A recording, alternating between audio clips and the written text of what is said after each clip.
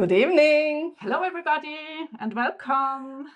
So good to have you here. Yes, great that you could make it to our live stream tonight. We're so happy to have you with us. Looking forward to a very exciting topic. Yes, we have been looking forward to this evening because for us it is a very important topic, and we are quite passionate about it. And I think for everybody who thinks even just about training hoopers, this is a question that at some point in their training career it will pop up, like it will be important to decide. Absolutely. And it will be very important for you to see all the advantages there are, the disadvantages there are, to make the best decision for you and your dog. Exactly, yes. So if you didn't read it somewhere around this video or something, the topic of tonight is about relative versus absolute cues. So about using left and right kind of cues, like turning to the left, turning to the right, or choosing the left side of an obstacle and choosing the right side of an obstacle, versus handler dependent cues, where it's more about turning towards the handler or away from the handler. Tonight we will share our experience that stems from many years of training, but also some quite fascinating scientific insights. Then we have some games, some videos, so should be worthwhile. Yes, we hope it will be fun for you. And that you are interested in this topic as well, and that you will enjoy this evening together. Please let us know who is with us tonight, where you are from. So it would be so good to read in the comments about where you are watching from. I already see Carol. Hi. Welcome. Good to have you with us. So for everybody who is watching on our live stream site, where you see the video in like the hub. Yeah. So if you want to, you can click on the YouTube button on that video. So then you will also be able to see the comments and also to write a comment on your own. So if you want to do that, that would be, so great to also read your comments. Hi, Carl. Hi, Luisa. Hi, Jean. Hi, Yasna. Good Welcome, to have you everybody. Here. And hi. I already see it's not for evening for everyone. So No, of course, how cool to have an international group here. Yes, yes. Svetlana from Estonia. You could make it whatever time it is where you are. Cool. That's awesome. Sweden, Ontario. Very nice. Nice. Netherlands. Welcome. Even from South Africa. Monique from South Africa. I think I've never heard of someone doing hoopers in South Africa. Please let us know, Monique. Is it? Yeah. How popular is it? Like, is it widespread to train hoopers? It's very interesting. Cool to know. Yeah. There's also Marinka from the Netherlands and Mirena from Hungary. Welcome. How great. Hi. So good to have you. Yeah, good to see you being interested in this topic. And I think we will just get started. Definitely. And please keep writing comments. We will try to have an eye on them and to also answer questions if there is anything. So yes, just keep engaging. Yeah, please also share your own experiences. We love hearing from you. Okay. Definitely. Okay, so I think we will dive right in because we have quite a few things to cover. So I think we want to get started. Yeah, maybe if you just started with hoopers and have never done agility before, maybe these words absolute and relative cues don't really ring a bell, so maybe we can just get started with a super quick explanation what these are. Definitely, definitely. Yes, so that's of course very important if we want to talk about left and right in hoopers.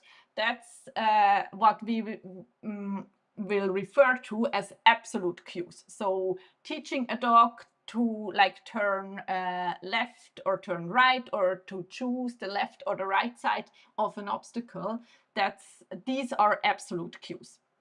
And relative means based on the handler's position. So the dog will always like decide not from his point of view, left and right would be from the dog's point of view, but relative cues are from the handler's position, relative to the handler's position, which means the dog decides, for example, I turn away from the handler or I turn towards the handler. Exactly. And we've actually tested both quite intensely, and those of you who know us, they will know that we rely on relative cues. But 8 years ago we decided, suddenly had the idea. Yeah, we were like, no, it has to be absolute. So we just one morning woke up and decided to switch to absolute cues. So we started out with relative cues, and then we thought maybe absolute cues, they will bring an advantage. Yes, so we trained it, and we also trained it with some classes, so with some groups, and we kind of have to apologize, like in retrospective, to these. We loved students. all our students, but we did them no good then. No, not these few ones. It wasn't like a huge crowd, but yes. So yeah, because yes, we switched to absolute cues, and it wasn't the best decision. But the concept seemed quite promising, but it really turned out to be quite a challenge in practice. And other groups that started later advanced much more quickly than the group where we taught the absolute cues. Because we switched back to relative cues once we realized that it's very hard for, yeah, it's very hard to stick to that theme. So we switched back to relative cues, so to turn towards the handler and sending the dog away from the handler, these kinds of cues. And yes, it was just such a faster progression for participants. And what was interesting to us, many participants really like the absolute cues, and also not everybody would be convinced to switch again to relative cues. So we had some who stick to it because somehow, yeah, it was like a logical thought to use absolute cues, but we will see during the evening what the challenges are. Yes, yes, and many details about both of these concepts. But the fact is that those who then decided to stick to the absolute cues, so to left and right, for example, they kind of struggled to keep up with the other groups. So it was, yeah, it was quite interesting to see this development. Yeah. So what is always super important, sometimes dogs are like little human, very human for us.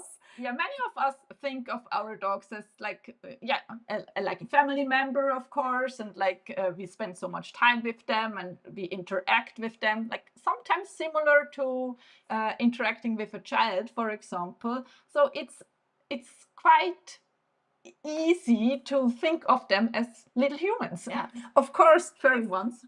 If we would be asked, we would say, oh no, of course it's not a human. But then we go on and just treat them like humans. So, and we actually really need to remember dogs' brains and human brains are quite different, and there are some very surprising differences. So they really have like different brains, which means they have like different perception, they have different abilities, and this of course is super important while interacting and while doing sport together. And actually, Jean Donaldson described this very well when she said, dogs are from Neptune. So actually, we should always think about dogs as from another planet, because yes, they are like living in another world, because their perception of everything is so different to us. Absolutely. So we will split this presentation in dogs part and the human part. So of course we go first with the dogs, but you will see, yeah, that there are many super important differences to consider. So interestingly, there are two studies who really research this exact topic, if dogs are able to differentiate between left from right. One study is really old, and normally we wouldn't even mention a study that is so old, but because there are only two studies focusing on this exact topic, we thought it's anyway interesting to talk about it tonight. Yes, exactly. So we will talk about some other research that will be important for this topic as well. But as you said, the like exact topic of, are dogs able to differentiate relative and absolute cues? There are only these two, and as you said, one is from 1969, and there actually it was the case that none of the dogs participating in this study were able to learn it. So that's already quite interesting. Then there was a study in 2014, and there were 16 dogs participating, and 15 of these dogs learned to differentiate left from right, and one dog didn't learn it despite quite some training. So that's already kind of a very interesting finding, I think. Yes, so let's talk a little bit more about this study, because it's also just more recent. So what is important about this one is that the dogs were 70 to 90% correct in their responses. So the ones that actually learned to differentiate between left and right, it was 70 to 90% correct responses. So at the first glance, this is like, yeah, kind of nice. But if you think about, okay, if this would be like actual obstacles, if we would have like 10 obstacles, they would only be right 7 so they would make like 2 to 3 errors in 10 obstacles deciding which one to take. Even, yes. And what is also important about this research, that it was a very basic setup, so they would just have to choose between two options. Like it was just two like kind of targets, just two options for them there. So there was no more like difficulty, no more challenges or something. But what they did test is they took, so they taught the dogs in one situation to differentiate between left and right, and then they took it in a new situation, and they also tried to send the dogs to different objects, and also objects in different angles. And this was very interesting. When bringing the learned behavior to a new situation, it broke down in the beginning. It came back quite quickly, but in the beginning, it went to a very low number. So it was at least like by chance that the dogs decided. And also super interesting, especially for hoopers. So they taught the dogs to differentiate when the objects were like this. And then it worked out quite fine. Like in kind of a 90-degree angle, like maybe we can yeah, draw let's this draw even. it. Yes. So And when the angle we changed, don't need all of this. it got much more difficult for the dogs. Okay, so in the first setup, it was like this. So maybe just like 2 targets or something, and the dog would just be in the middle and would just have to choose, like, to turn like 90 degrees, to just like turn directly to one or the other side. So what it then made it much more difficult is when it was not as clear, or it was not the same angle anymore, because the targets were placed a little bit differently. And I think this is actually really interesting. So like this. Okay, so this made it much harder. And then again, if they change the target position and also the starting position of the dog, which we cannot see now, right? Where is it? There. Okay. Okay, so the steeper the angle got, so the more, I would say, distracting the other target would be when choosing the one, then the more challenging this was. If you're also doing obedience, you know that even up to the highest classes, where the dog needs to decide between left and right dumbbell, it's always the same angle. And actually, you can always use a hand cue additionally up to the highest classes. So maybe depending a little bit on the country's regulations. But we see in hoopers, where of course there will be many different angles between the obstacles. This turns out to be quite difficult for dogs to really decide fast which one is left and right.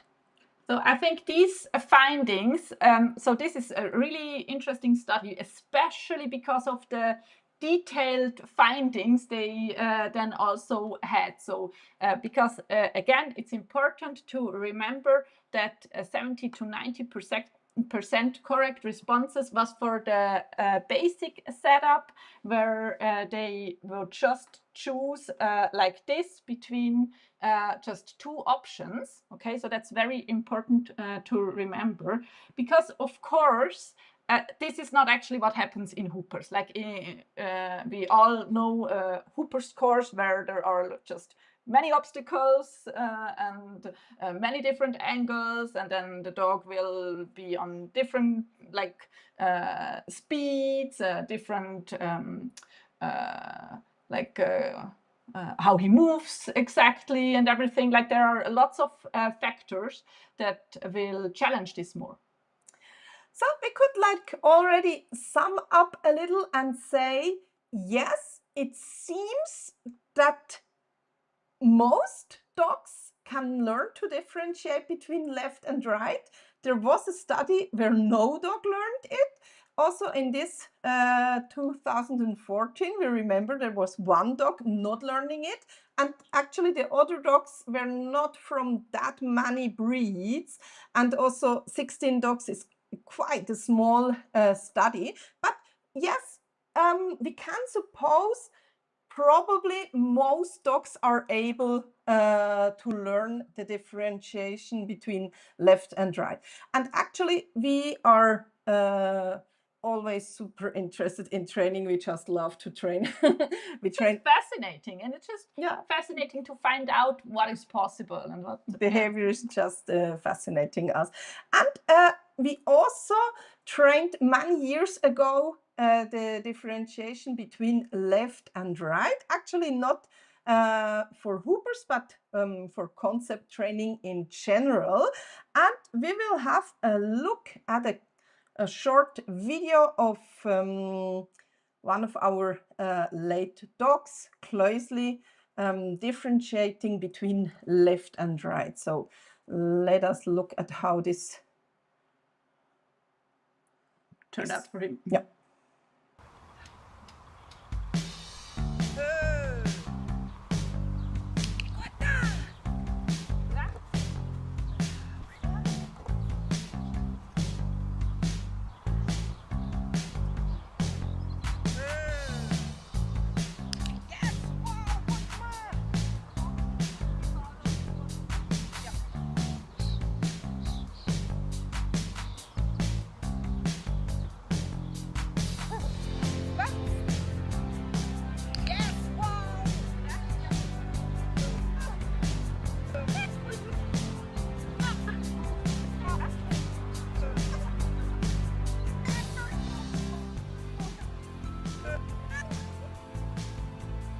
So you can see there is no help from the handler. The handler and the dog's position vary constantly, and somebody from the outside, here it was Nadine, was not only filling up the treats, but also like letting me know which side to choose, so that the handler is not incidentally giving additional cues to help the dog. Yes, so the goal here was that the dog would really learn the verbal cue and decide like absolutely like from his point of view to turn to the left on one specific cue and to turn to the right target to another specific cue. So there is a question in the chat. Do you know Ken Ramirez and his concept training in which he trained a dog the right-left concept? We know him very well, and maybe some people attending now live also have participated in his course. And what is very interesting in his course, he has a video of a dog not really able to do it.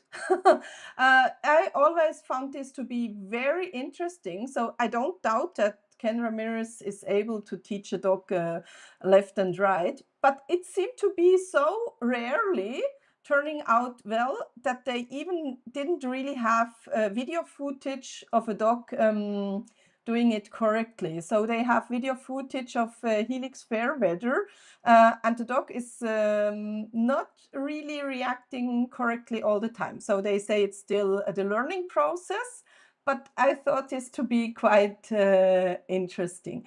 And we learned how to train left and right from Jens Frank, and we will talk about this too. Yes, so this video we saw of closely now, we will just use this also as a basis to discuss these topics further. And yes, exactly, this is the kind of way that Jens Frank also teaches left and right, and it's a part of his progression plan where you would have this setup and the dog would learn to turn to his left or turn to his right. So actually, before doing Hoopers, it's interesting that you asked. We were doing a lot of concept training, and I was one of the trainers maybe offering the most seminars, workshops for concept training. So it was very interesting to like collect a lot of data there, what dogs were able to do, and which is maybe something that really always stick to my mind. Yes, we do now know a lot more about the dog's cognition, about the dog's way to think, but there is also still so much we don't know. Definitely. So as soon as one starts with concept training, where dogs learn, for example, to choose always the biggest object from a sample of objects, or choose a specific color, or choose like which object Match. belongs to the others, or is odd, like doesn't fit to the others, or things like that. Just super interesting. Also, sometimes, especially when they don't learn it. So yes. So there is really many factors always influencing the learning process, and I think that's the biggest learning as a trainer in concept training, when you realize, there are so many factors that could be important for the dog, and sometimes it's really surprising. Like for example, it could be the magnetic field, like the Earth's magnetic field. I don't know how it was for you, but when this study was published, that dogs actually align to the Earth's magnetic field while doing their, how's it called? Releasing. Little P and Yeah. Q. They align with the Earth's magnetic field. It was like, for me, it was like, that was so surprising. And I'm sure many of you have read about this, because there were all these pictures also in the posts, right, about pooping dogs who would then and the title was always like, they align to the Earth magnetic field. I mean, of course, many of us might have noticed, if you want to take them out quickly, they always have a long time to like finding the perfect spot. It has to be exact, and then I have to turn correctly. And actually, it also turns out that dogs, if they need to choose between two objects, they will also be influenced by the Earth's magnetic field. And this is just, I don't know if we really have to say it's important for hoopers. I think yes, but let's just say it's something we didn't know before 2013, and is something for us humans it would never be important in our decisions.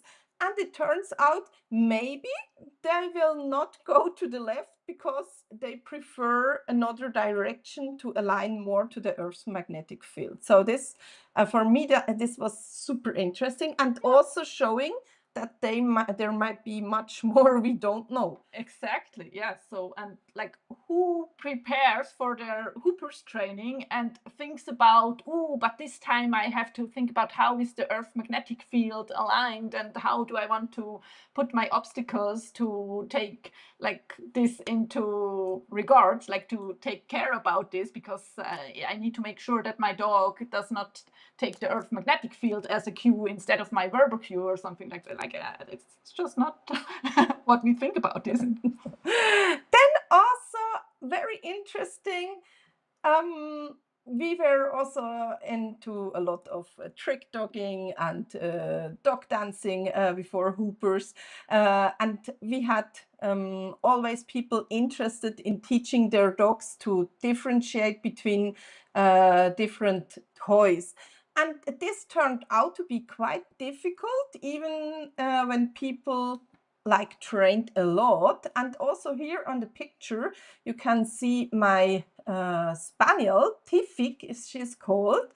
And I'm not one to give up easily, but really there I had to give up.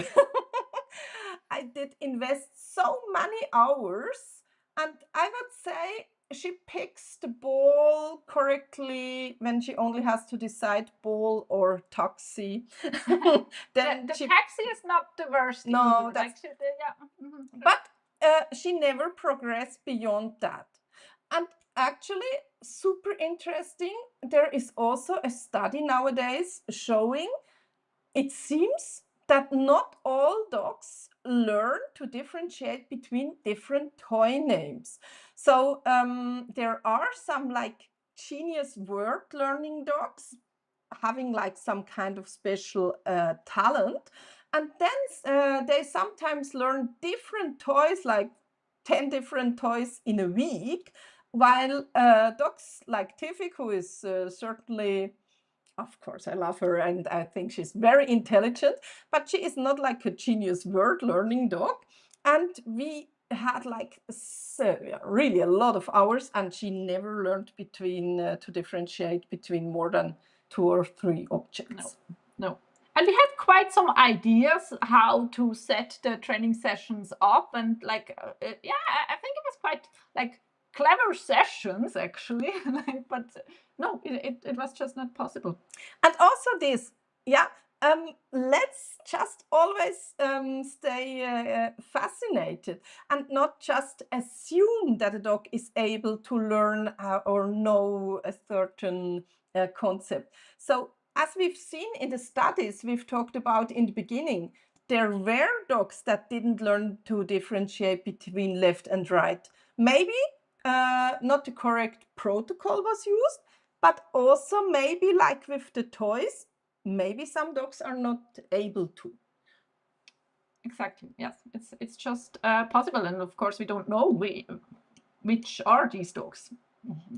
And then also what is important to know that has been researched is that there are like natural side preferences in dogs, like they without like lots of experience about one direction, or without like some specific influence to the brain, like a brain injury or something.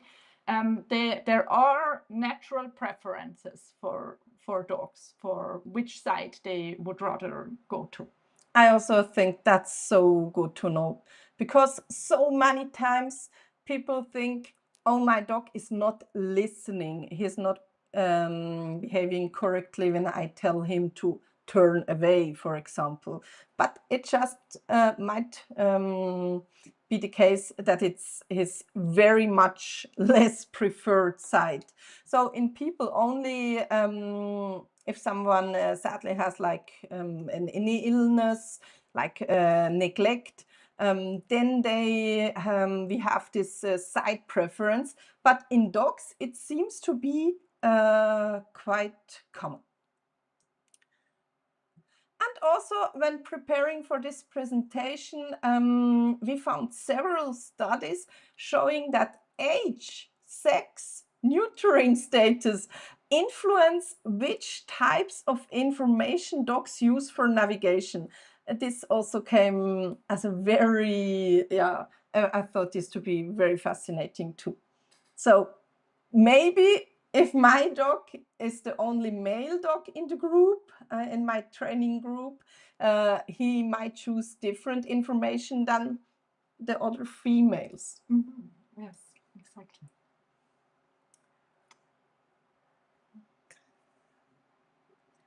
So maybe let's go on to some videos, but let's just take first the slide. Yes, yes.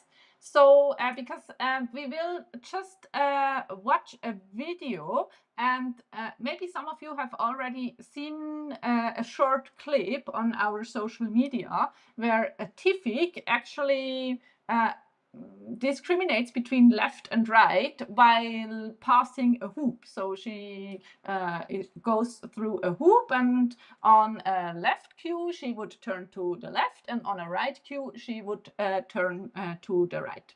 So we will just have a look at this video, but what is important is to always think about this concept, this basic concept of behavior analysis, where it's always A, B, C, where A is the antecedent, so there is always something happening before the behavior, B is the behavior, and C is the consequence. So it's super important to, every time when we try to analyze a behavior, to always take all 3 parts into regard. So everything that happens before the behavior can provide clues as to which response might be rewarding in that situation. And it's so super easy to be mistaken about what the dog is actually paying attention to. And we will just show you the video, but we will already let you know Tifik is not actually able to differentiate between left and right. And we will also already say the video was not like faked, so there was nobody behind the camera like helping Tifik out with treats, or I don't know.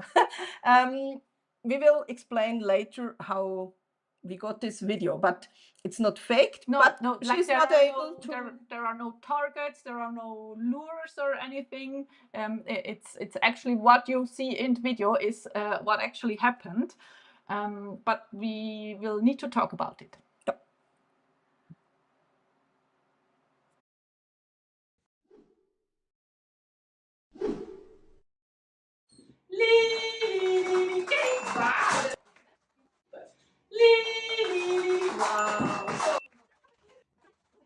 Het ruikt die ganz fijn.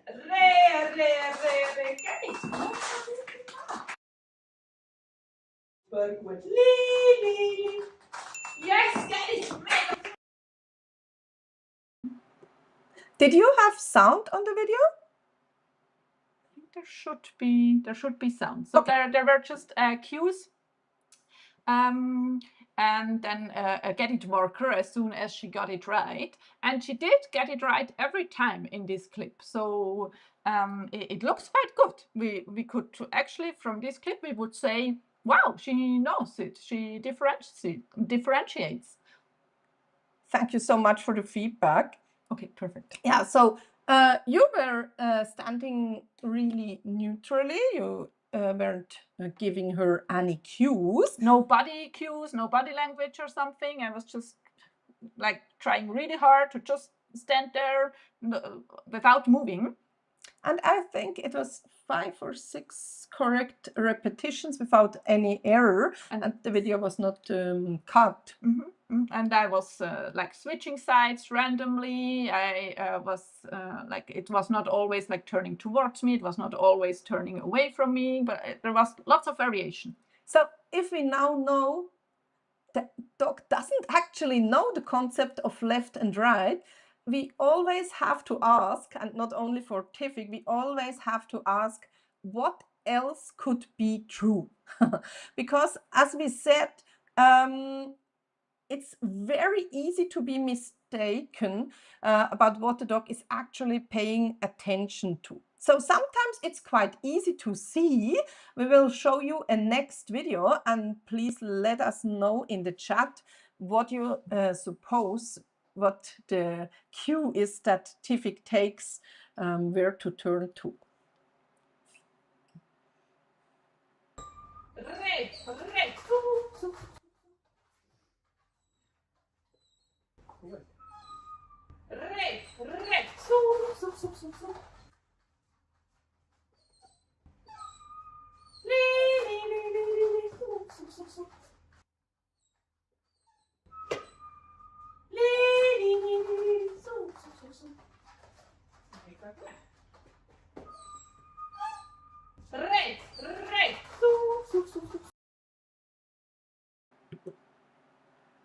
So what did you see in this video? Like what could be, because also in this video, it looks like she decides correctly, but do you have an idea? Like what is her cue? Like what gives her the information in which direction she should go? Like just for this video now, did you see like how she figures out where to go? Grit says the position of the handler. Handler's position, hand. Definitely. Yeah. Yes, lots of. Mimi also says hand. Very good. Also says it's very reverse standing. Very good observers. I love it. Yes. And this is actually what most often happens. Respectively, we will watch another video. A next video. Yeah, but just to sum this up, so yes, you're absolutely right. In this video, we only saw her turning towards me. So the only thing that was happening there is that she would turn towards me. I was saying left and right, like depending on where I was standing actually. But for her, this, I suppose, was of no importance at all. But she would just turn towards me, no matter what, I guess. Yeah. Maybe we can watch the proof. Yes, let's watch the proof. Yeah, this one. Rätt, rätt, så. Mega. Li, så. Mega gut. Gut. Rätt, så. Så, super. Prima. Li, så. Super. Li, så. Mega gut. So what is happening here is that she many times doesn't choose correctly, so or not for my understanding of the cues. Not she doesn't listen to the verbal cues. Exactly, but she keeps on turning towards me. So as soon as I give her a left cue and she would need to turn away, she still chooses to turn to the right, because that for now is her cue. She will always turn towards me. So this is really important to see. No, she doesn't actually know these verbal cues, but now when we actually have the other situation where she would need to turn away from me, we can see that she doesn't know it. So as soon as we only have the situation where she turns towards me, it looks okay, it looks fine, yes, but it's actually something else that is her information. And this is actually really often the case when we are convinced that we have a left and right. Actually, the dog just looks on a small turn of the shoulder or a turn of our head, and he is not actually differentiating between the words, but he takes his clue from somewhere else. So actually, we have to say, inadvertently, we just like taught the dog kind of a complicated system to turn towards the handler and turn aboard. Only turn towards the handler. Yeah, now we only we've only seen that. So it's only the dog ignores more or less the verbal cues, or they just both mean turn towards, or they like just both mean the same. Yeah, it's the dog does really absolutely the same. He doesn't pay any attention to the verbal cue, only, like it's also written in the chat, the side where you are is important.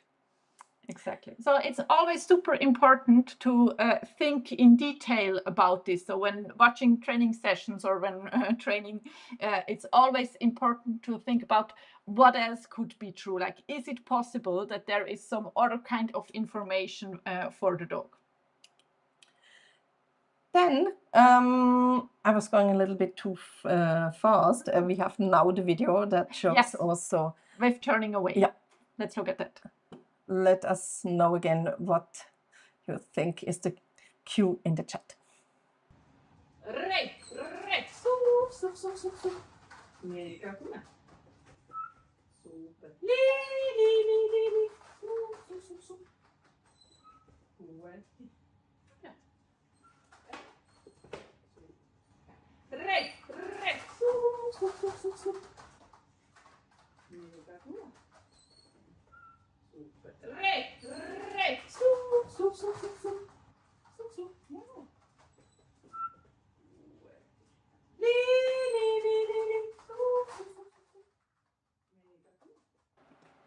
So are there any ideas what the cue is here for her? Like, how does she know if she should turn to the left or turn to the right, or if she should turn towards me or turn away from me?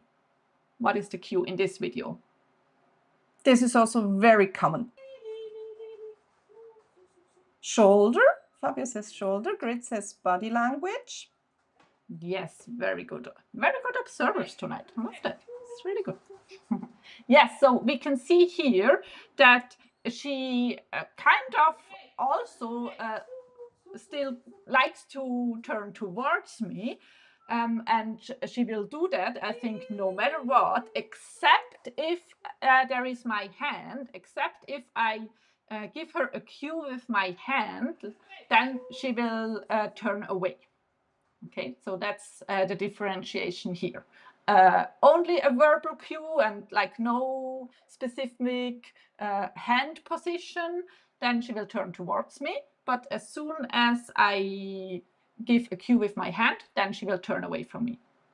We will see a study shortly showing that it's so difficult for dogs to pay attention to verbal cues, and they will like always prefer visual gestures. So this is actually the reason most of our dogs mainly pay attention to the human body language, and they will pick up so small movements. And in a Hooper's course, they like just start running and then they improvise. Yeah. Yes, that's exactly what Susan is saying right now too. So the dog doesn't like understand my words. She doesn't.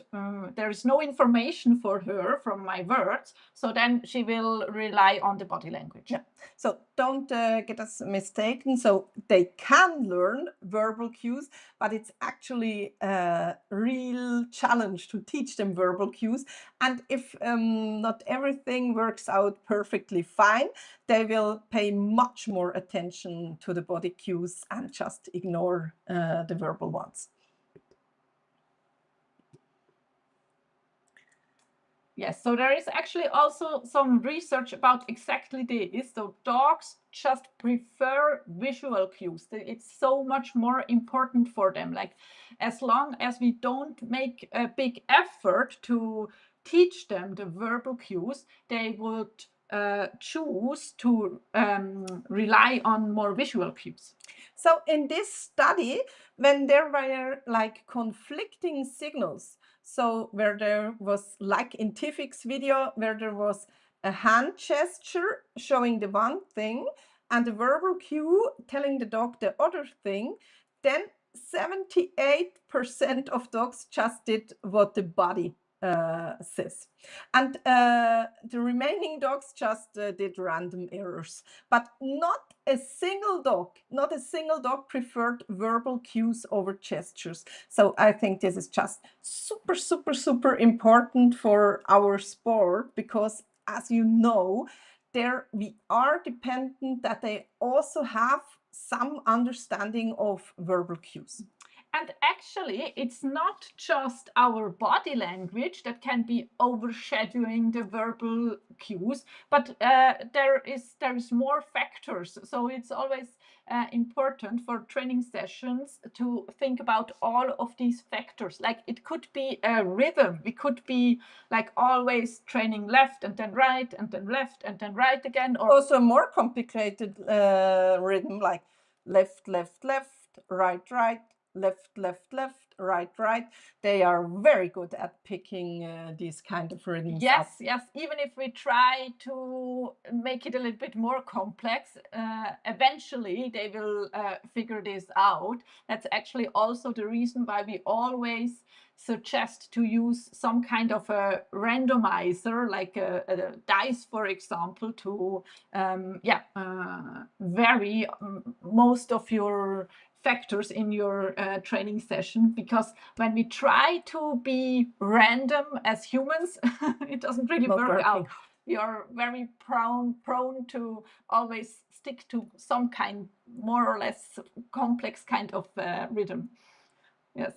So, and then there is more, of course, like going into the direction of the handler, or maybe like the handler is turned a little bit, like the handler's position or the handler's direction where the handler is looking at exactly. So all of these can can be more important than what we are actually trying to teach the dog.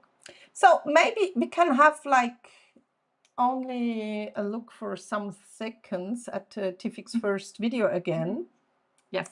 And pay close attention if Nadine is keeping her body neutral.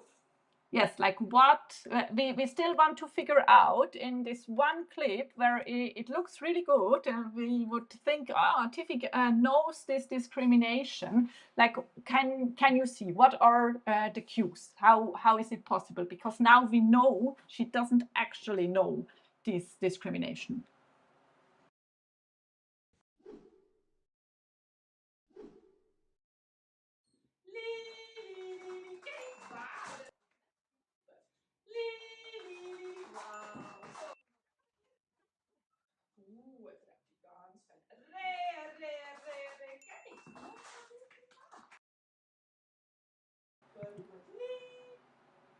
So we see it's not always the human's body that is giving the cues.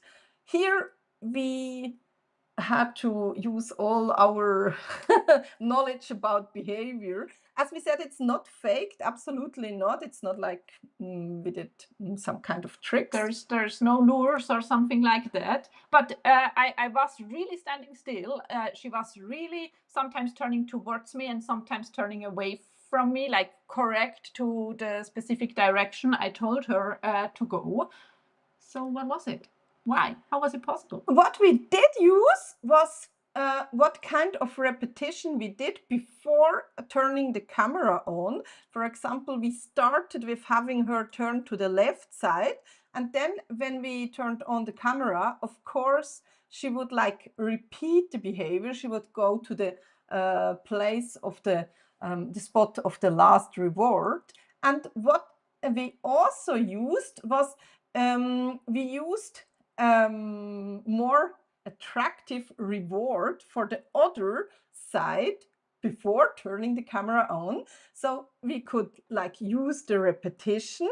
And then when we told her the other word where she got really highly valued reward before, she would like correctly turn to this side. So it was kind of a complex scenario. But we gave our all for you. Really. So, but this is exactly what sometimes happens. Like situations are complex. So many things are happening. Like this is just a really short list about what could be overshadowing your verbal cues and what you actually want to teach your dog. But there are so many things. Like we should add to this list the Earth magnetic field, and we should add like, are there distraction obstacles? We should add what kind of obstacle are we teaching on? Are there targets involved? If there are targets involved, are there on both sides? And so on and so on. What kind of reward is used? Is it the same reward for both of the directions? In which hand it is held? Is it already held, or is it like hidden, the reward? Like so many things. So there is a comment in the chat which is very correct. When you participated in our last free workshop, there we talked about how important it is to have verbal cues. But unfortunately, it's kind of very difficult to teach it. And we have to be very good at understanding our dog's brains and understanding the correct teaching protocols to help them reach their full potential in Hoopers. And especially what we will talk about tonight, especially as it is already quite difficult to differentiate between words, we shouldn't like use a too difficult concept that, yeah, we need challenges them even more, like if it's, yes, definitely. And there are some comments that the tone, the intonation is very important. In which tone we are giving the cue, which was also what we discussed in last workshop, and which is very true. Definitely, this should also be added to this list. Like a tone and rhythm of how the words are pronounced is so important. Like we could just use one word for all of the Hooper's cues. Like we could just decide that I would use go for all of my Hooper's directionals, but maybe I would use go and go and go, go, go, go, go and go or something like that for the different directions. So it would be no problem for the dog. Like the tonation, the rhythm of the word is super important. Yes. So when we go on, so we know Tivik doesn't know left from right, but much more interesting, how can I know what my dog really understands? And actually, no one of us can be sure if the dog understands left or right if I don't do like some kind of Research. semi-scientific research. Yeah, a little experiment. Yeah.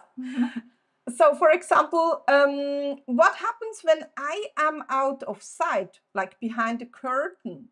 Or can I stay really in this same spot, not moving at all? What happens when I do several repetitions of, for example, left, then suddenly switch to right? All kind of little tests that can be done.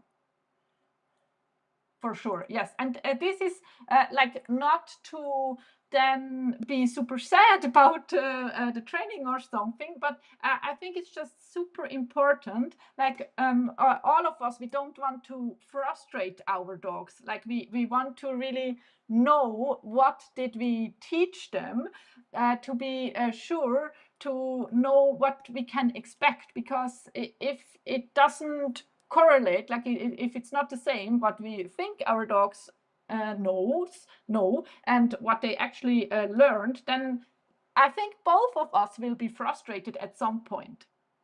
So this is really just to avoid frustration in training. And again, as we already discussed, always like go out and just be fascinated by your dog, what they can do and what they can't. Yeah, both is just information, definitely. So if you see mistakes, that's always a good observation. Like that is important information to know what you want to teach more and what you want to focus more on. Absolutely. So there were some questions in the chat, and it's perfectly that this slide is coming up. So some tips for your training, and it's important also for relative cues, but it's especially important when you would like to teach like absolute cues like left and right, because there it's really not possible to make like a lot of errors because then it will get so difficult. As it's already so difficult to teach the differentiation between left and right, it's especially important that the training procedures are very clean there. Definitely, yes, because left and right for a dog, it's something completely artificial, right? Like it's not natural. Like they would not care about left and right their whole life if it wasn't for us humans trying to teach them. So it will also take a while for them to actually realize that there is even left and right. So if you have children, you know it's quite a challenge also to teach left and right to children. And at least you can tell them it is about directions. And for dogs, I mean, they have no clue what you are talking about. So you are trying to teach a completely artificial concept to them when you try to teach them left and right. And additionally, it's so difficult to understand the words for them. That's why it's super, super important that if you want to try to teach it to your dog, you are very, very precise in your training sessions. And and this is also just a short list of some tips for these kinds of training sessions. But you want to really, really take care of them. Also for relative cues, but especially importantly for absolute cues, because it is harder for dogs to learn absolute cues, and because it is so artificial for them. They will not naturally think about left and right. I was reading in the chat and not really paying attention to you, so you need to go on. I was saying the most amazing, important things that you missed now. I will need to watch the recording. That is actually possible, so you will be able to watch the recording. But I think we can just go on. Yeah. So maybe some questions from the chat. Angela asks, do you prefer to use words or just create a sound to indicate turn to left or right? So actually, we don't teach absolute cues, but we use sounds. And we are teaching this maybe since 10 years in mainly German-speaking countries, that it's so important to use sounds because it's much easier for the dogs to differentiate. And we ourselves did learn this from Susan Garrett. It's really super, super important. Don't make it super hard for your dog to differentiate your words, like because it can be almost impossible for them to differentiate, for example, between, or just super, super hard, even if you are using very distinguished words, but if you are using them in the same tone level, all of them, like go, lauf, zip, room, all different words, but it will be super hard for the dogs to differentiate between them. So yes, definitely, super important. Use sounds. Use you want to sing in your Hoopers training. So again, let's focus even more on absolute versus relative cues, and let's talk in more detail. Why is turning towards me, turning away from me, so relative or allocentric easier? And a quick note, in the scientific language, it's not called absolute versus relative, but it's called allocentric versus egocentric. So if you search for it, you would need to use those words. Yes, so there is one study from 2007 where the dogs actually, where it could be observed that dogs use landmarks as kind of a reference point when there were these available. So as soon as there was like a tree, for example, that would help them orient in the space, they would always use that. And of course, if we as handlers are these landmarks, it's especially ideal because, of course, social reinforcement supports learning spatial instructions in relation to the handler. So it's very easy for the dog, as we are like a resource of many rewards, to take us as a landmark. And it's just a concept that already exists in every dog's world. Like, or I would assume all of the dogs that live with somebody of us, they have already experienced to like move closer to you or to maybe move away from you, like every day in many situations when you feed them, when you take them on a walk. Maybe they have already experienced like seeing wildlife and then deciding to go away from you and run after the wildlife, or maybe deciding to then move closer to you and not go for a distraction and things like that. That's just a concept that already exists for them. They are aware of moving towards you and moving away from you. Just also think about the following example. If you have a group of people arriving at the train station and you need to make sure that everybody finds the meeting point, would you tell them, when you exit the train station, go to the left and then the next street to the right? Or would you tell them, let's just meet at the church? Or what would you think to be more efficient to have than most of the people being there? Yeah, it's so natural to use a landmark, and it's just so much more additional effort to think about left, right, or other absolute cues. Definitely. Or maybe just do a little experiment, even tonight after the live stream. Maybe there is someone living with you, and you can tell them, let's go and find the TV, for example, or something like that. And then after that, you tell them, go to your right side. Like and then try to find out which one was like a faster decision, like what is or what is the left side of our fridge. It's like or something like that. So it's really, there are good experiments to to just see how this actually works, how a landmark, something that is like not moving around and that is like a reference point, how much help this is to orient in space. And you need to let us know how it turned out. Yes, yes.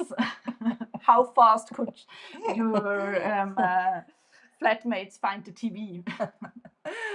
So, yeah, like, oops, that was a little bit too fast.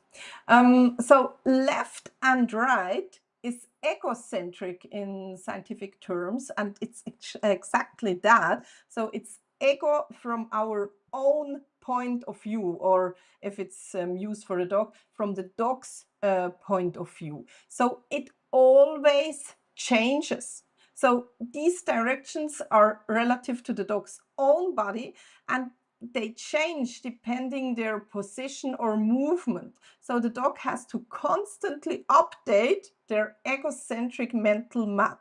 For example, if you're now sitting in front of your laptop and you move to one side and then decide on which side is now my laptop, and then you move to the other side, it always takes a little bit of time to decide this. Yes, yes. Or if you think about a chair in your living room, for example, and then you will have to decide, is this chair on my left side or is it on my right side? And then maybe just like turn around a little bit. And then suddenly you have to make the whole decision again. You have to decide again, oh, well, where is the chair now? Like, which side is it? So just a small change, because it's egocentric, so just a small movement of your own changes the whole picture, and you have to update your perception. So dogs orient themselves primarily through movement. So they process a direction more through physical action than through abstract concepts. So maybe you have already noticed when you teach your dogs the first obstacles, like, let's say, like a long turn at a barrel, and the dog will do the long turn, you reward that, and then you just take the barrel away.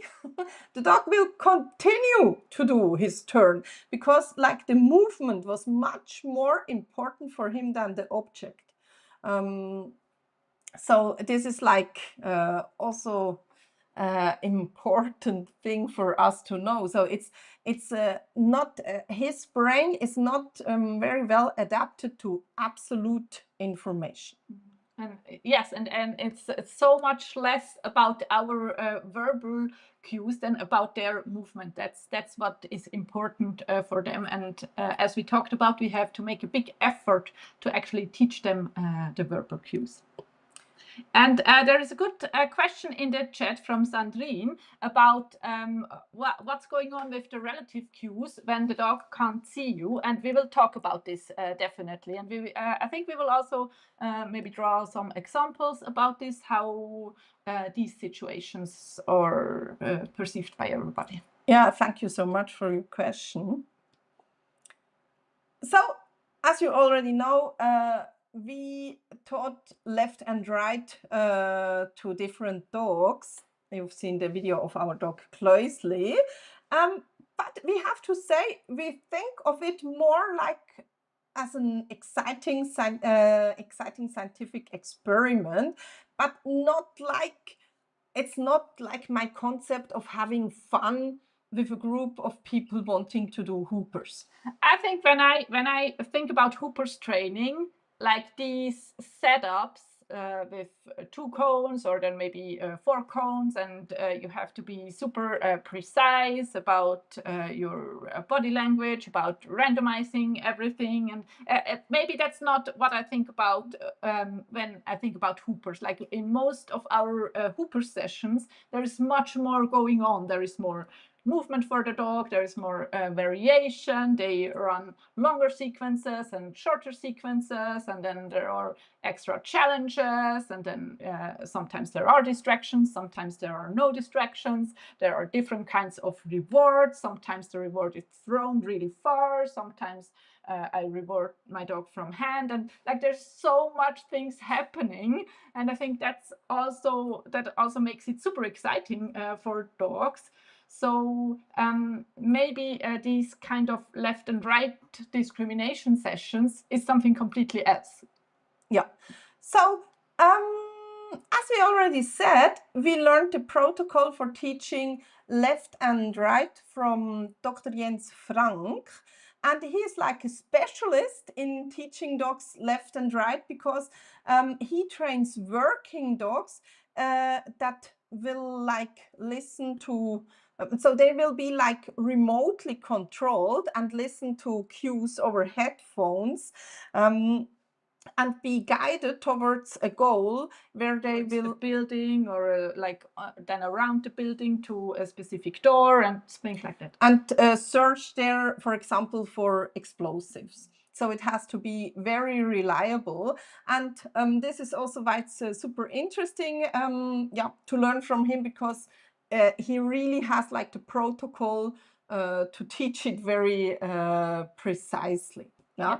And you will see, we will play you a short, mostly audio only video by Jens Frank, where he explains how much training effort it takes. Because we need to remember, to teach the dogs left and right is very much artificial. So they will just have a long time grabbing what we mean at all. So this takes some time, and we will have a watch at a short video by Jens. And then the goal is that the handler should be able to stand in facing any direction, and the dog should go on the right cue.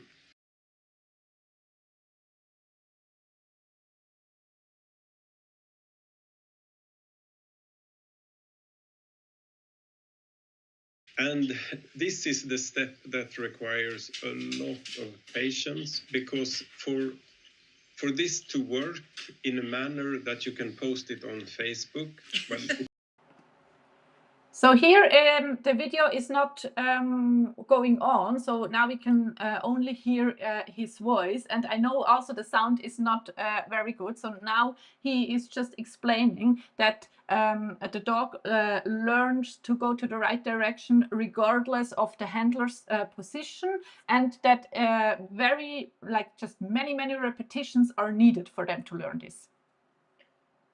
takes maybe an hour.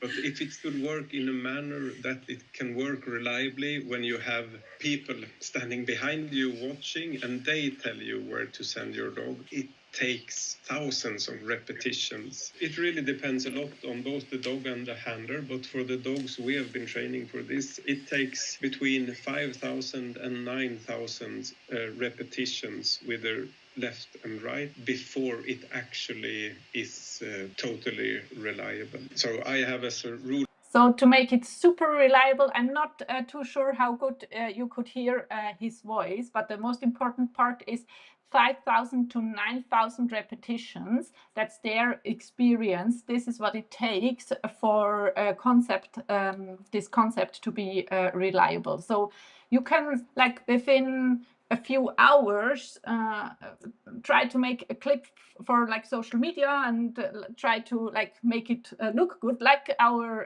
Tifik left and right video.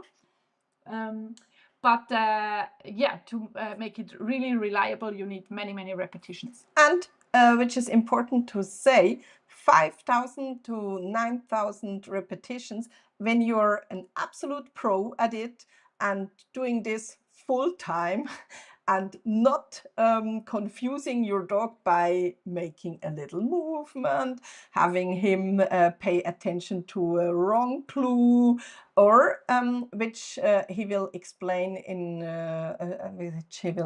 shortly, without having days off. So this makes also a big difference. Of thumb that each dog should make at least 100 repetitions every day. Often they make many more, but I will not let one day pass without doing 100 repetitions with each dog. That is in the phase where they learn this. Because there are humans that cannot tell right and left apart.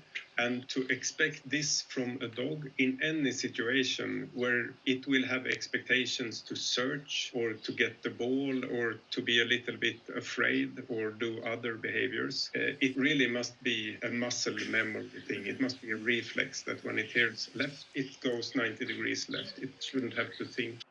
So there will not be one day where these dogs don't train for at least 100 repetitions for this behavior. Many days it will be much more repetitions, but there will not be a day with not at least 100 repetitions.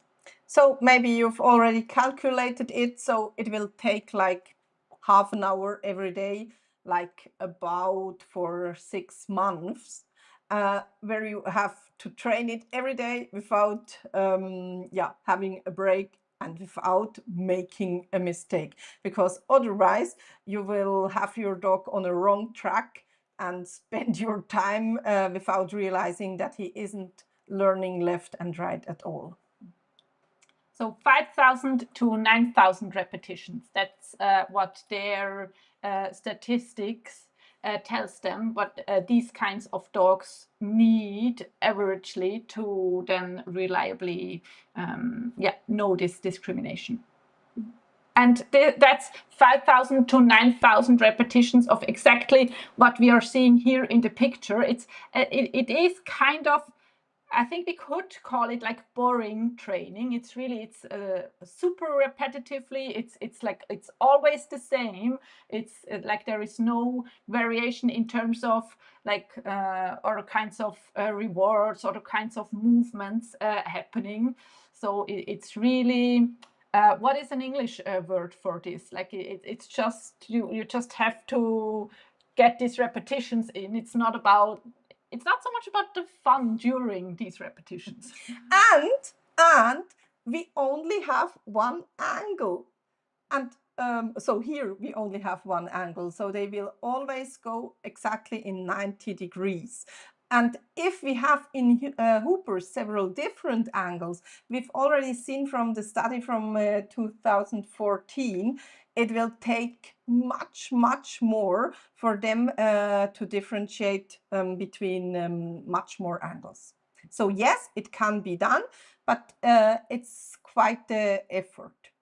Mm-hmm. Yeah. And also, just a quick reminder, it's about different angles, of course, than for Hooper's courses too, and it's about different obstacles, it's about distractions or no distractions, it's about the dog's speed, it's about how far away you are as a handler, it's about the dog's gait, like how is he moving, is it always the same, or does he need to adapt, and so on. So lots of factors that would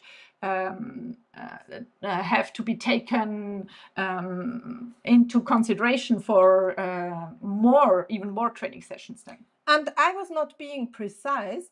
Actually, we also remember the first two studies. We actually don't know if every dog is able to learn the differentiation.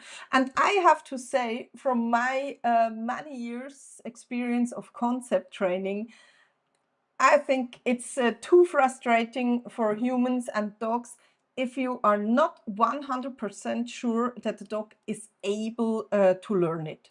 So you have to think about, you have this whole time where you try to teach a very artificial concept to your dog, and you're not 100% sure if your dog is in the number of the dogs that will learn it. And thank you, Svetlana. Exactly. It's very technical training sessions. Yes. But let's say the dog is just one part. And actually... and maybe, just to sum up a little bit about what we talked until now, if we would have to say like one sentence, and I think we would say that, yes, it is possible for most dogs. It takes just a lot of effort. So most of the dogs will be able to learn left and right. It will just be a lot of training effort. But then comes the human factor.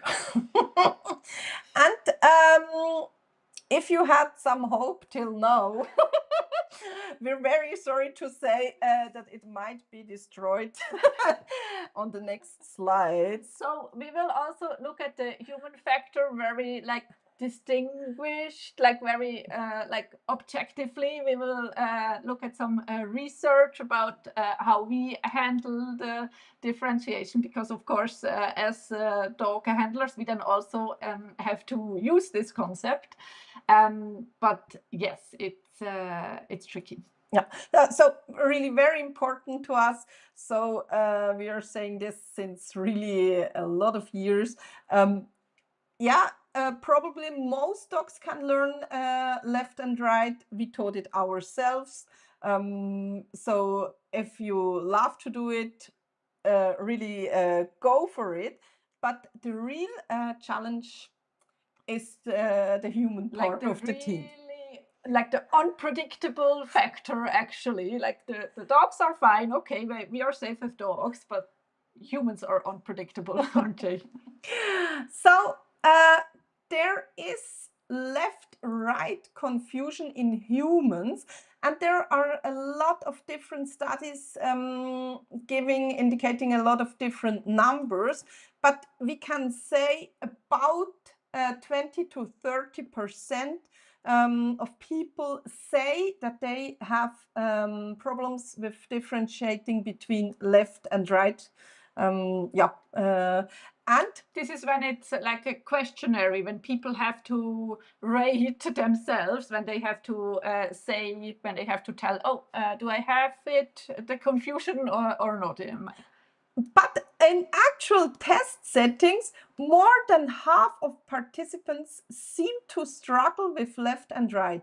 And for example, if we have driving instructors with us tonight, you know that it's sometimes even more than half. Yes, so if you're a driving instructor and then you try to tell your student to go to the left, and suddenly you are driven to a whole other direction, and that's situations where you realize it's hard for humans. So actually for me as a Hooper's instructor, this is like a deal breaker. I mean, if you have to suppose that at least every third person in your training classes will not be able to differentiate left from right easily. I mean, that's not my understanding of having fun together. No, definitely. Like it's more likely it's half of the participants even, and that's actually for just normal situations. I think we will look at what happens if there is also a little bit of stress, if you have to decide super fast, if there is like your dog involved too, and you want to give the best for your dog, and then you're getting a little bit nervous maybe, or something like this. So this influences it even more. So when we've seen Jens Frank, he teaches left and right by telling the dog left, for example, and then showing the correct side. And this he does for 5,000 to 9,000 repetitions. And now think about telling the dog maybe every third or half of the time the wrong side. How would he ever find out what we mean? I mean, it's not possible anymore. It's no. So if we combine the experience and research in dogs with what's happening actually for humans, then it gets really, really tricky. So left and right confusion in humans is a thing, and I'm sure many of us tonight know this, where it's really almost sometimes not possible to tell the difference. But we will do a little speed test now, where you will see, even if you don't have left-right confusion, you are normally almost always much slower in telling if something is left or right, or if something is up and down. Yes, so we will play a little game with you. So you would need to get ready, and you would need to have a timer by your stopwatch. hand. So you can use your cell phone. Use your phone, get the stopwatch ready. So you will want to look at the time you will need for a specific exercise we will give you now. And it will look like this. We will show you a slide, and there will be many hands on this slide, and some of the hands point downwards and some of the hands point upwards, and you want to decide for each hand if it's down or if it's up. So you just say it to yourself, you just tell it as soon as you have decided. You say like up, up, down, up, down, depending on what you see on the slide. And when you are finished, you stop your stopwatch. So let us know in the chat. Just type 1 in the chat if you're ready for this. If you want to play along and you are ready with your stopwatch, just let us know with 1 in the chat, so we know we can start this game.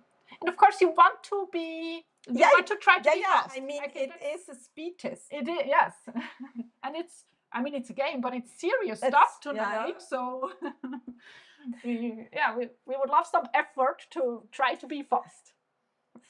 So let us know when you are ready. Erika and Angela are ready. Perfect. Maxine and also perfect. Very looking good. Okay. I think Luisa ready. Okay, perfect. Very good. So we will now show you the picture, start your stopwatch, and then start saying if it's down or up. Let's go.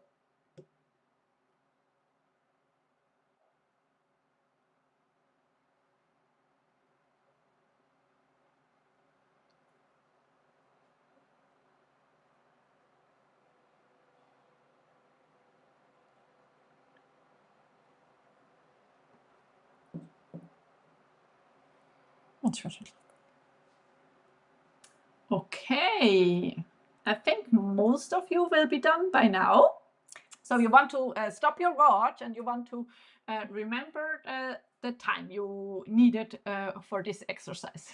Can write it down maybe, or just take screenshot your stopwatch. Yes, write it in the chat. That's also a good plan. So this was relative. Up and down is relative.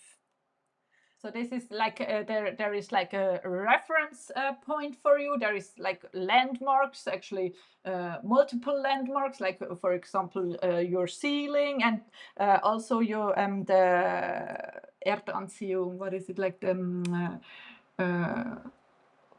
gravity. There's gravity, so you know, like it doesn't change as soon as you turn or something. It's just up is up and down is down. It's depending on a landmark.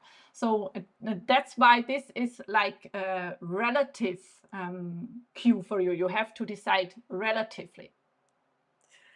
Okay, so thank you for your numbers. We will now show you the next slide. Again, you stop the time from starting to say left, right, and stop it when you are done with all the hands. And yes, that's right. So now this second exercise is about left and right. So you will have to decide, does the hand point to the left or does it point to the right? Okay, let's do that.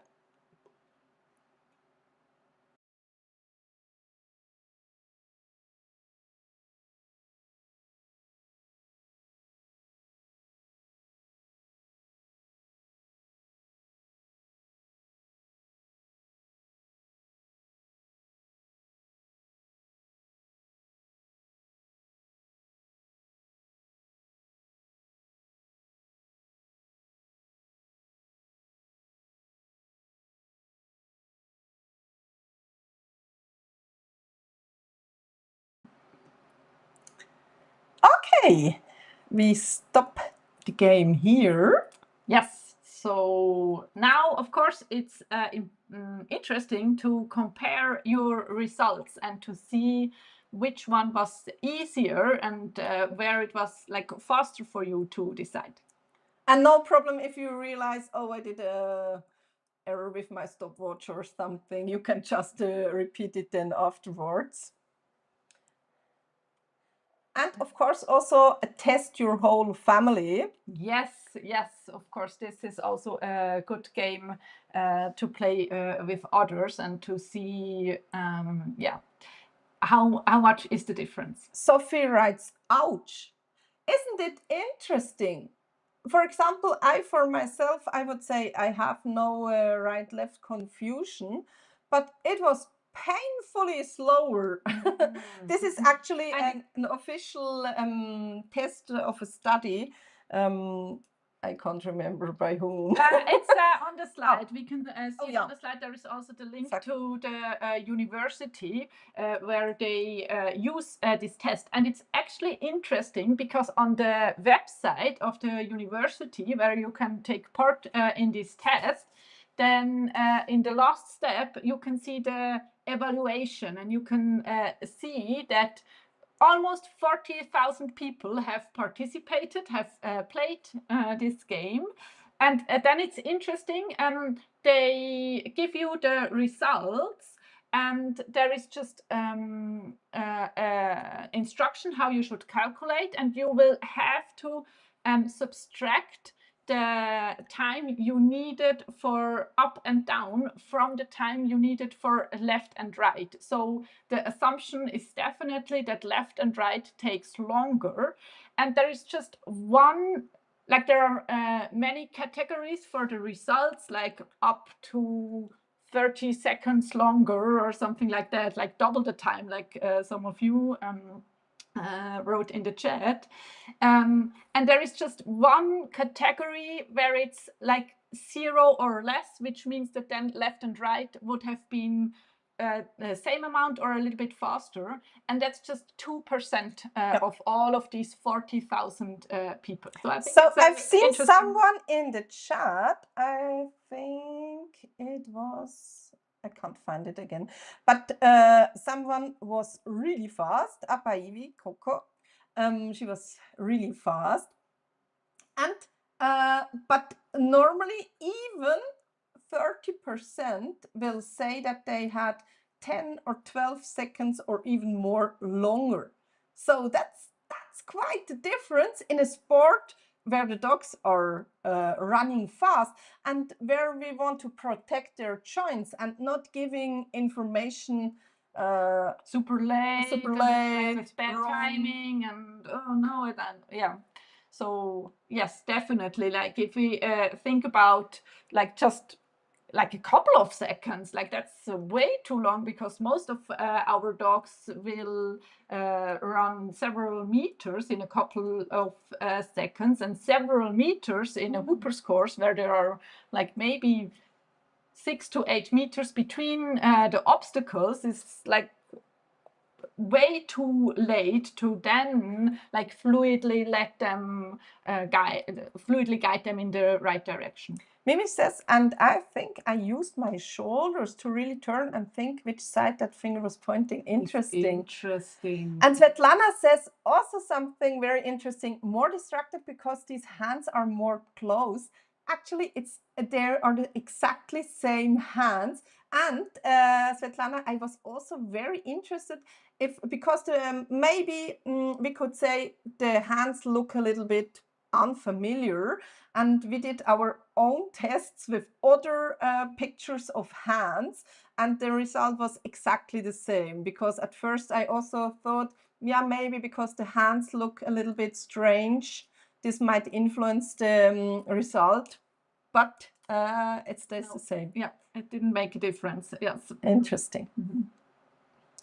But yes, the movement that would help with deciding. That was a good solution.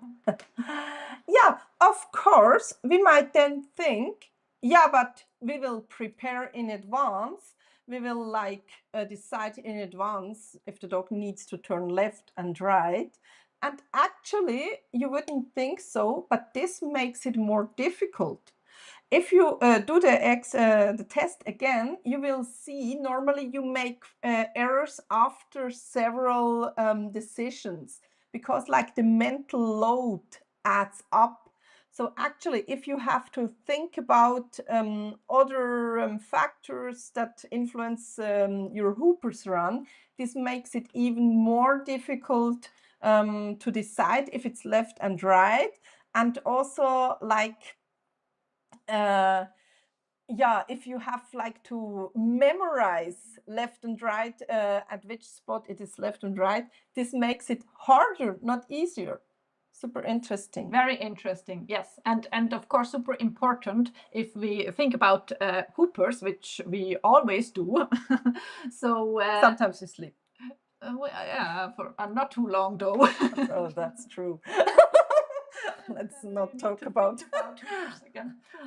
Anyway, there is of course always the planning of the course, and you will always look at the course first, and you will decide which cues you want to use. And you could think, okay, then I can just memorize. I don't have to decide about left and right like during the course run, but actually this is kind of a cognitive distraction. Then during the course run, you need to rely on your memory, and you need to just memorize it. So this is a distraction that makes it harder, actually. Maybe you would think, but that's no problem for me. I will really give it my all. But actually, it's really not that easy just by pure willpower, because there are also like some kind of dramatic studies where it shows that surgeons also unfortunately confuse left and right under pressure, and there of course it's can be very tragic. Yeah, so we just can't prevent that we might confuse, and that we are slower when deciding left and right. And then there is also, of course, the mental rotation, because in Hooper's course, we don't have to decide for ourselves. We don't have to decide what is my left and right, but we have to decide for the dog that is out there in the course and that might be running like away from us, might be running laterally to us, might be running towards us. So then we have to think about, okay, what is my dog's left and right, and is it the reverse of my left and right, or yeah. So this of course makes it way much harder again.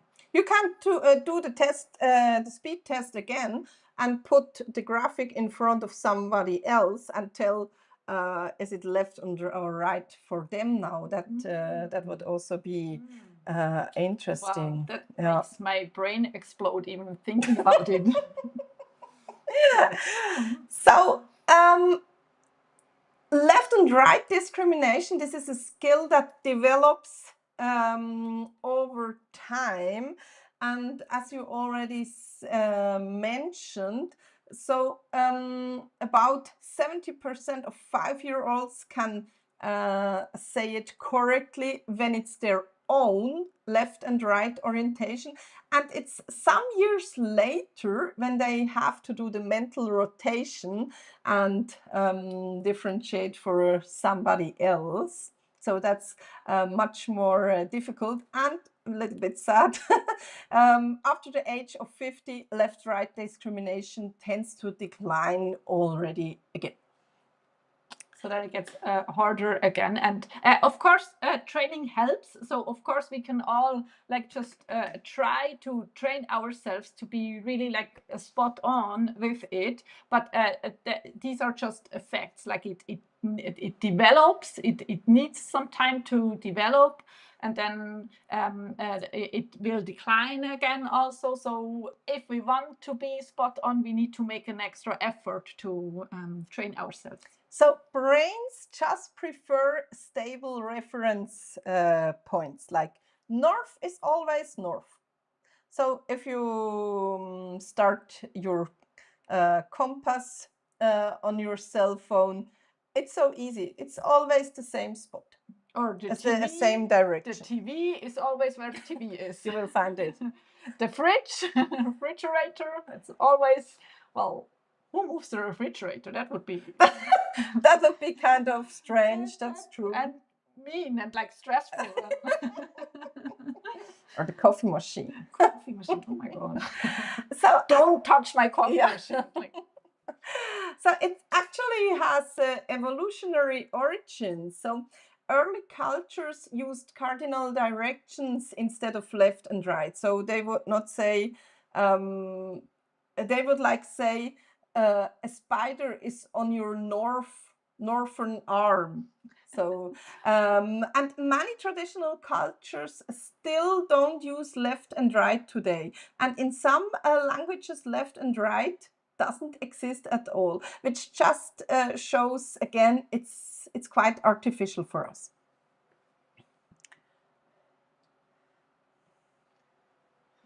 Yes.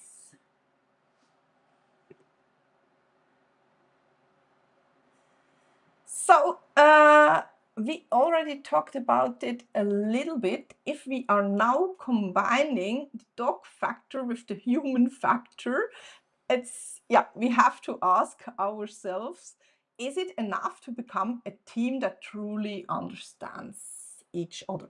And as we talked about, for dogs, and they are actually able to learn left and right. Most of them. Most of them. But of course, because it's so artificial for them, they really rely on their handler, on their trainer, to be super precise in training to understand this concept. So then when we saw what is actually happening with humans, this can be a real challenge, because even if occasionally we don't say the right word and we mixed it up, or we didn't focus enough and we used some body language and all these things, then it will be super hard for the dogs to learn because of the handler. Yeah. So, of course, in the competition, it's also not, if you love to do competitions, it's of course a disadvantage if you're late or giving incorrect information. And also additionally, if the dog makes more errors, because already the training process was much more difficult, but also now deciding in the moment is also more difficult for the dog. Definitely, yes. Mm-hmm.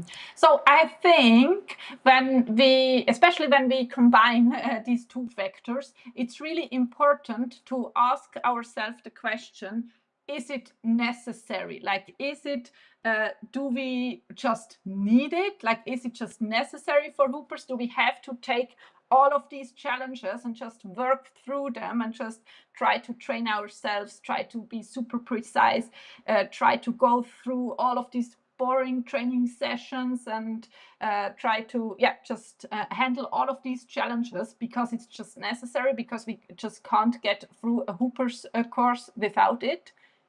So that's the important question. That's a big question.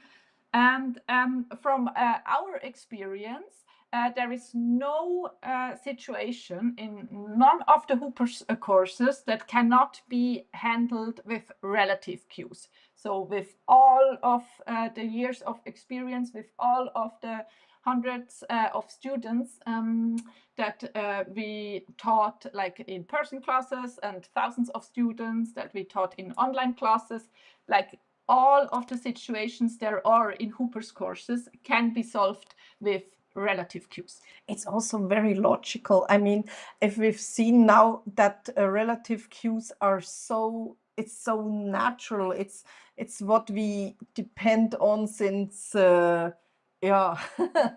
mankind started to exist. I mean, it would be kind of bad luck when it stops now working. Yes, definitely. Then it's like, oh no, why now? Yeah, why this exact moment in all of human history? Yes. But of course, I mean, sometimes things are not ideal, and maybe this could be the case, but luckily we are really safe and can handle everything exactly with relative yes, cues. Yes, but what sometimes we get asked, and actually tonight there was also a question about this: what happens if the dog is exactly behind the handler? And let's look at an example of this. So maybe we can try to draw this for you, so we can talk together about it. Because of course it could be a challenge if we have a situation where the dog is exactly in front of the handler and therefore cannot distinguish if the handler now is on the dog's left side or on the dog's right side. So for example, let's look at just a small part of a sequence. And maybe to start with, let's just look at this part where the dog passes this hoop and then approaches this barrel. So now for the dog to decide if he should take the right side of the barrel or the left side of the barrel, it will be important, if we use relative cues, to know where is the handler. So now if the handler is directly behind the dog, we are in a bad spot now. Let's move us out of the way a little bit. Oops, like this. So if the handler now is like directly behind the dog does not know which is the outside of this barrel, like which side should he go to not choose the inside, but to choose the outside.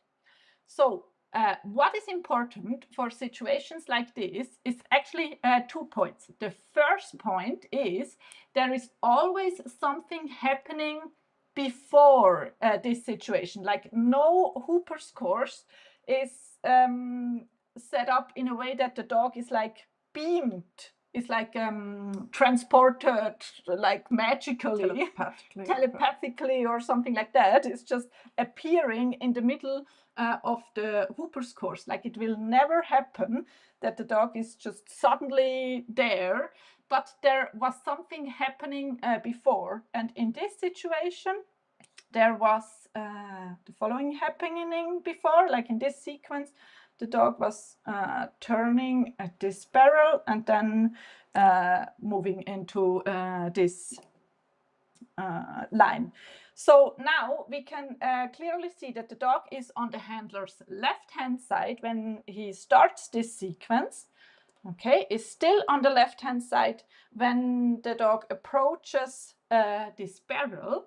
So now there will be a change of hand. Okay, the dog will now be on the handler's right-hand side and will continue running on the handler's right-hand side, and nothing else happens. Like there is no more change of hand, there is no other directional cue, there is no, like nothing happens. The dog just keeps running straight, like the handler would might have given him a straight line cue or something like that. And of course, the dog is still on the handler's right-hand side. Okay, so that's why the dog will then know that the outside of the barrel will be the right side and will choose this side of the barrel if there is no inside cue or something. Okay, but that's how the dog knows which side to choose. So even if the handler is like in the direct line of this his running line, and then actually this would be enough, but actually there is a second point. And of course, in all of the Hooper's rules, in all of the concepts for Hooper's competitions, there is a handler area. So it's not just like one spot. We don't have to be like in 20 centimeters of space as handlers, but usually there is like an area of 1.5 or maybe 2 meters. So of course, even actually it would not be necessary, but we can even move a little bit to one or the other side, and this then makes it like 1000% clear for the dog, because for the dog it's enough to move like 10 centimeters and it's super clear for him like on which side the handler is, but we can even move a little bit more usually. So then like there is no question at all. And you have to remember, we are talking about dogs who can align to the Earth's magnetic field. We talk about dogs in some studies, they found spots blindfolded because they have such a precise orientation. They can, of course, hear where their handler is standing, because the handler is giving verbal cues all the time. So it's really never the case that a dog with this capabilities is just suddenly completely lost and can't remember at all where his handler that he saw 1 second ago is standing. Exactly, yes. And Sandrine asks a very important question. If then in a situation like this, one would rely on a physical cue, and no, that's actually not necessary. So it's not necessary to use some specific physical cue here, but it's just about the dog's perception of always knowing where the handler is, of always remembering his landmark, his handler, and always knowing if the handler is more to the dog's left side or is more on the dog's right side. They will always know. There is no situation where they suddenly cannot remember or cannot realize where on which side the handler is. And to help them a little bit with this, we can even move like if it's a really like a tough situation, we can even move a little bit to the side to make it super, super clear. And also maybe what I said before is the dog is not like just transported magically to this spot, but we could also imagine that maybe this is actually the starting point, and the handler actually has to be behind the dog to start the dog. So, but then again, the same 2 points are super important. First one is there is something happening before the handler starts the dog, and that's just that he brought the dog there. He told the dog to stay there or something, and then he moves away, like the handler moves away from the dog. And of course, we can also choose to move away on this side to make clear for the dog that the handler is like on the dog's left-hand side, or we can choose to move away from this side to help them with this differentiation. And again, the second point, we don't have to stay like in the exact middle of the handler area, but we can just move a little bit to the border, and then again, it's like just 1000% clear to the dog.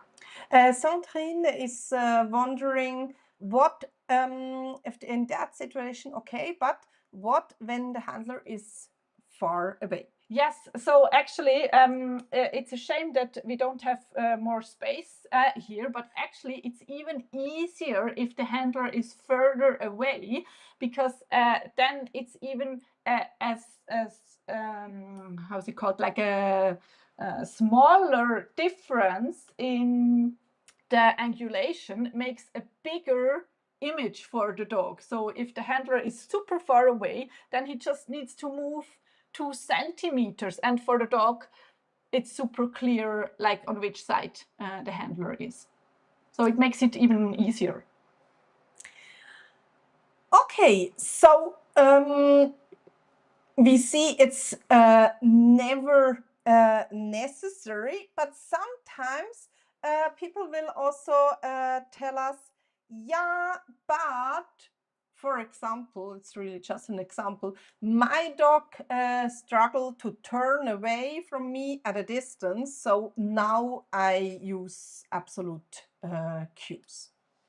And there it's very, very important to remember that also relative directional cues are can be a little bit challenging. So they are definitely easier for dogs to learn. Much more easier, especially combined with the human factor, which is just there. Like we cannot get rid of the human factor. That would be actually a solution if we can just. That's a little bit a sad solution, but true.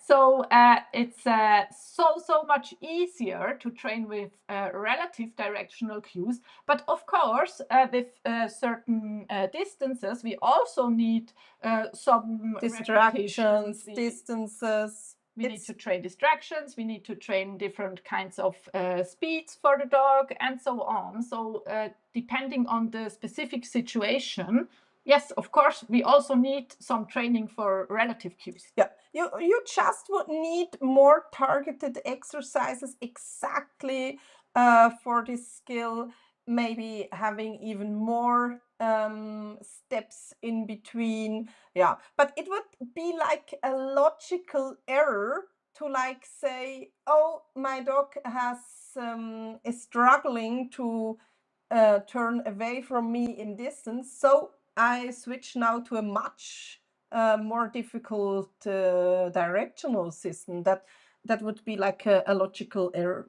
Yes, definitely. So it would be a super counterproductive to then like switch your system and actually like make it harder for your dog. Instead, what you need is just more steps. Just break it down into smaller training steps and just build your dog's understanding for this relative cue in a super hard situation, for example.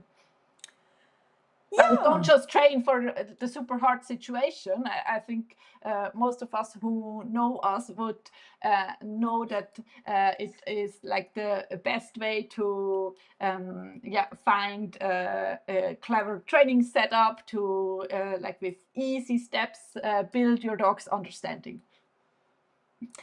We actually reached the end of our presentation, but we will gladly take some questions. And we also like to mention that if this stuff fascinates you, if you love to train hoopers as we do, and if you're up for more training and would like to continue training with us, we would, of course, be super happy to have you join the Hoopers community, because actually now it's the first time we are opening it up for the English-speaking world. So you can actually become a founders member in our Hoopers community. You will get an email with all the details, and you find also a link in the chat. So check your inbox tonight if you're also only slightly interested. And we would love to help you and your dog achieve your Hooper's breakthrough. Yeah, so if you would like to just more intensely train with us, then just check out the link. There you will find all the information. What is it? Like, what is the Hoopers community? What's included? Like, what can I learn there? How does it work? You will see all of this kind of information. And it's super important for us. It's really, we really give it our all, and it's really something from our heart. So it's not like some kind of anonymous training center. We really love to train with you and love to watch your training videos and give feedback. So it's always a pleasure. Definitely. Yes. So you will find lots of like training ideas inside the community. There are also like sequences for small spaces. There are bigger course maps, like it's more advanced stuff. And then there is also some stuff to just strengthen your basics, and then there are community events where we meet up for training sessions. It's really a real community. Yes, it's like join for online tournaments in the community. Lots of things happening always. Okay, I would say let's take some questions, and many thanks for your kind words in the chat. Really appreciate. So Angela asks, following the belly button method and keeping body language with verbal cue, just adjusting your position with a handler within a handler area would alter the dog's decision to do the other side of the barrel. I think just like relying on relative cues, and then like if you move enough to the side that you will be on the dog's other side, then that's just what would alter the dog's decision. Yes, definitely. Mm-hmm. Then Sandrine asks, I don't understand. You said far away would be easier for the dog due to the angle. I didn't understand correctly. Yes, so yes, exactly. So if you're far away, maybe I can draw this. Let me I think if we have herding people in the chat, they might also know that. It's if you do one step, you already like change sides. So if we look at the following, so if we are super close to the dog, it actually and we can place a barrel there also. because we imagine now the dog should choose which side is like the outside of the barrel, and that depends on the handler's position.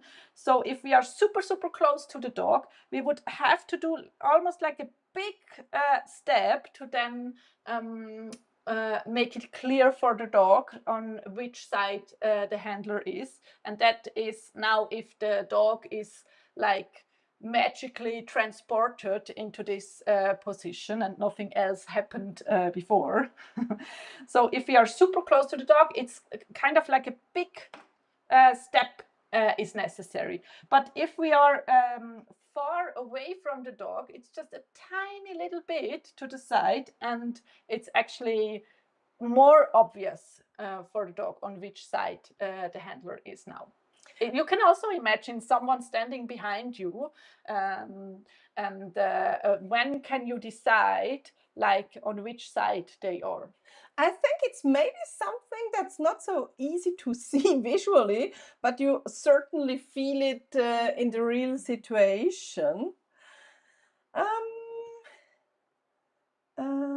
Susanne, also thanks for the research. It was our pleasure. Thank you all so much. Such lovely feedback. Thank you so much for telling us. It's of course great for us to hear that the information was interesting for you. Okay, I think there are no more questions. So, yeah, if you're interested, just quickly check your inbox. Also, don't hesitate to get in contact with us privately if you have any questions about the Hoopers community.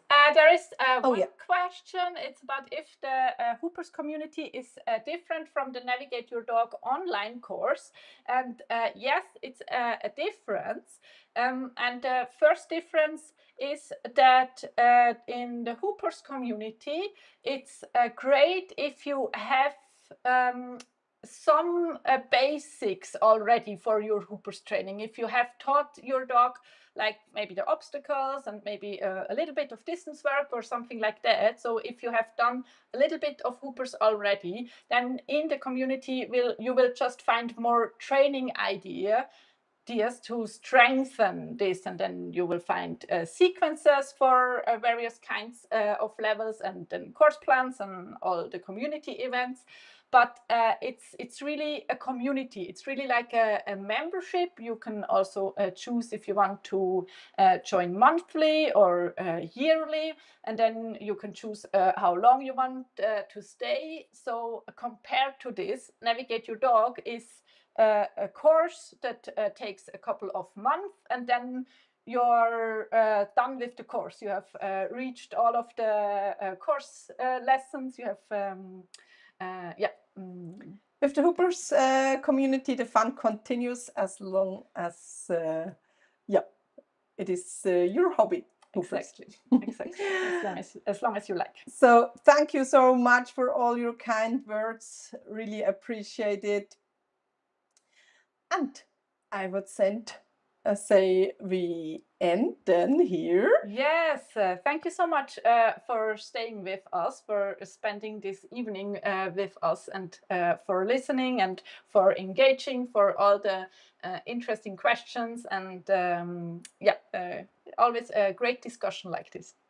Let's stay in contact, and would be really happy to meet you in the Hoopers community. Yeah, yes, super fun. Important. It's not a ton of time to sign up, so it's only this week and only to Thursday midnight European time. Okay, so just have a look at all the information if you like, and reach out if you have any questions. So it was a pleasure discussing with you. Thank you for being here. Bye. Bye. You've already started Hoopers training, but you feel there's more you could achieve? Are you looking for training that's truly well thought out with a clear structure that helps you make consistent step-by-step progress? If that's what you're looking for, we've built the perfect place for you. In the Hoopers community, everything is a game, from focused technique drills to full sequences, complete course plans and deep dive workshops, all within a motivating level system that drives real progress. And the best part, you're not alone. The community not only offers a wealth of proven training content, but also brings you together with others through shared events, online tournaments and real connection. We are Nadine Heli and Simone Fasel. Together we're known as Hoopers pioneers across Europe. We are longtime experts in reward-based training with a special focus on creating the perfect online course experience for dog-human teams. Over the years, we've had the honor of guiding several thousands of dog handler teams through classes, seminars, workshops and instructor certification programs. Our mission: training that gets you real results and is seriously fun for you and your dog. Our team and we personally take responsibility for the training success of you and your dog. And now, for the very first time, the Hoopers community is becoming available to the English-speaking world. That means you have the unique opportunity to become a founding member and join at a one-time founder's prize. Sign up now and together we'll make your Hoopers breakthrough happen. See you in the community!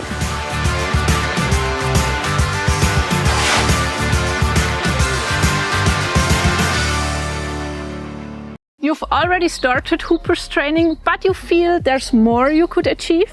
Are you looking for training that's truly well thought out with a clear structure that helps you make consistent step-by-step progress? If that's what you're looking for, we've built the perfect place for you. In the Hoopers community, everything is a game, from focused technique drills to full sequences, complete course plans and deep dive workshops, all within a motivating level system that drives real progress. And the best part, you're not alone. The community not only offers a wealth of proven training content, but also brings you together with others through shared events, online tournaments and real connection. We are Nadine Heli and Simone Fasel. Together we're known as Hoopers pioneers across Europe. We are longtime experts in reward-based training with a special focus on creating the perfect online course experience for dog-human teams. Over the years, we've had the honor of guiding several thousands of dog handler teams through classes, seminars, workshops and instructor certification programs. Our mission: training that gets you real results and is seriously fun for you and your dog.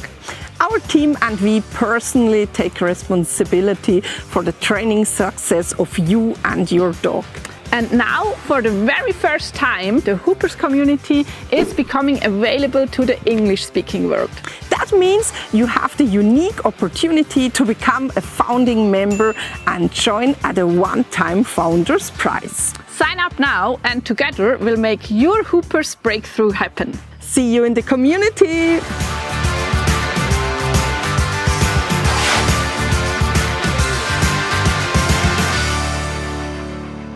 You've already started Hoopers training, but you feel there's more you could achieve?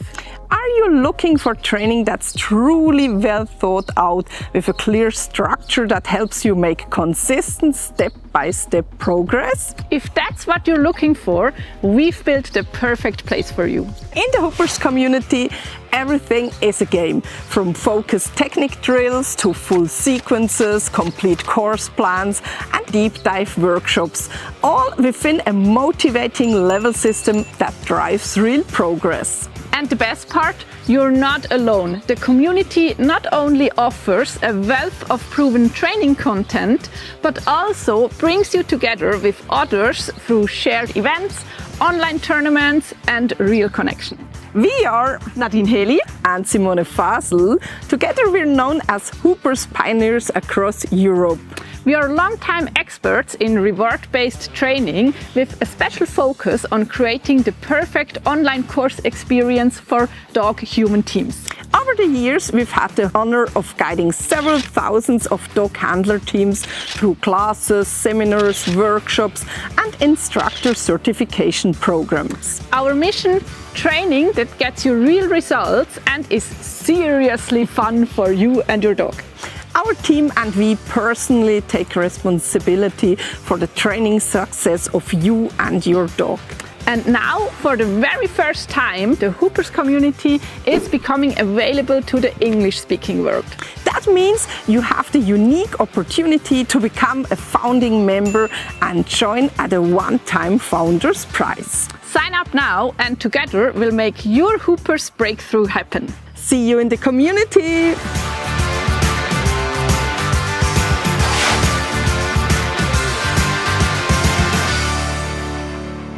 You've already started Hoopers training, but you feel there's more you could achieve? Are you looking for training that's truly well thought out with a clear structure that helps you make consistent step-by-step progress? If that's what you're looking for, we've built the perfect place for you.